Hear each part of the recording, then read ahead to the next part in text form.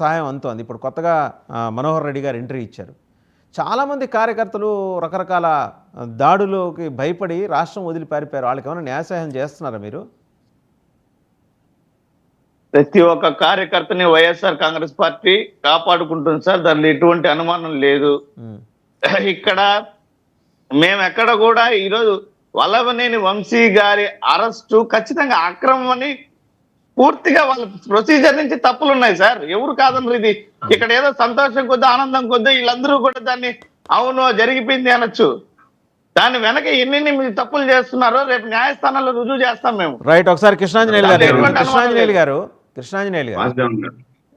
సురేంద్ర నాయుడు గారు క్విక్ గా చెప్పండి.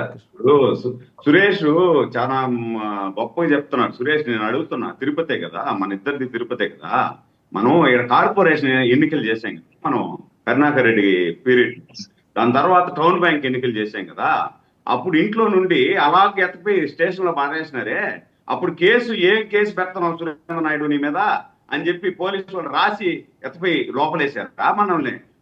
నేను మర్చిపోయినా, నువ్వు అప్పుడు జనసేనలో ఉన్నావు కదా, ఇప్పుడు వైసీపీలో వచ్చినావు కాబట్టి జనసేనలో ఉన్నావు కాబట్టి నీకు తెలిసి ఉండకపోవచ్చు. నేను చెప్తున్నాను, తెలుసుకో.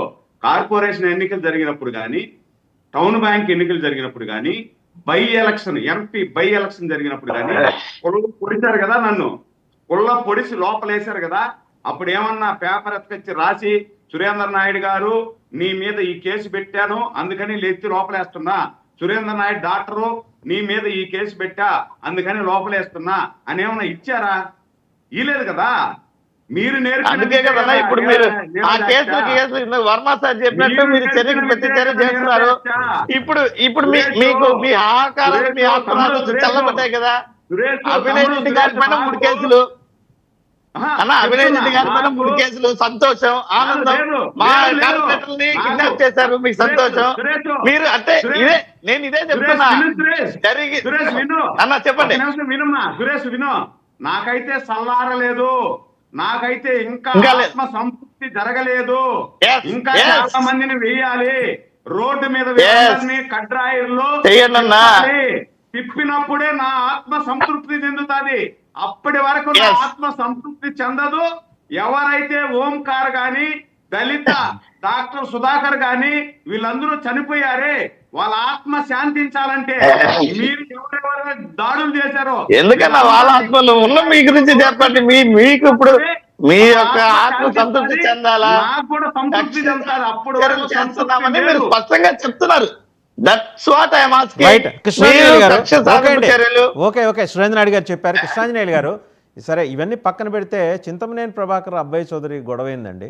వాళ్ళు హఠాత్తుగా వాళ్ళు కూడా ఇది చాలదన్నట్టు పక్క నుంచి అదంతా చూసారా మీకు? మోసగాళ్ళు కృష్ణ గారిని చేసేప్పుడు వచ్చేలాగా ఆయన కారు ముందు ఈయన కారు అడ్డం పెట్టడం, గొడవకు దిగటం, మరీ పాత ఫార్ములాలోకి వెళ్ళిపోతున్నారు. ఎప్పటికప్పుడు ఇన్నోవేషన్స్ అవుతున్నాయి, ఆర్టిఫిషియల్ ఇంటెలిజెన్స్ వచ్చింది, అయినా కూడా సేమ్ ఓల్డ్ ఫార్ములా. ఇప్పుడు వాసుదేవన్ గారు, ఇప్పుడు వల్లభనేని వంశీకి అరెస్ట్ లేకపోతే బహుశా మీడియా మొత్తానికి అదే ప్రధానమైనటువంటి చర్చనీయాంశంగా ఉండేది. మీరు చింతమనేని ప్రభాకర్ని మీడియా అంతా మర్చిపోతే అతనికి బాధగా ఉంటది కదండి. ఖచ్చితంగా బాధగా ఉంటది. కాబట్టి మరి నన్ను గుర్తించండి, నా పరిస్థితి ఏంటి, మీరు ఒకసారి అప్పుడప్పుడన్నా నా గురించి ఒకసారి కొన్ని వార్తల్లో ఉండాలి కదా అనేటువంటి దాని మీద ఆయన ప్రయత్నం ఆయన చేశారు. నిన్న ఆయన ప్రెస్ మీట్ కూడా చూశానండి. ఘటన జరిగిన తర్వాత జరిగినటువంటి పరిణామాలు కానీ, ఘటన జరిగిన రోజేమో అర్ధరాత్రి మీడియాలో, మొత్తం సోషల్ మీడియాలో తెలుగుదేశం పార్టీ వాళ్ళు చింతమనేని ప్రభాకర్ మీద హత్యాయత్నము, ఆయన సెక్యూరిటీ నుంచి తుపాకులు లాక్కొని కాల్ చేయాలనేటువంటి ప్రయత్నము, దాడికి ప్రయత్నము, అబ్బాయి చౌదరి, ఇలాంటివన్నీ కూడా చాలా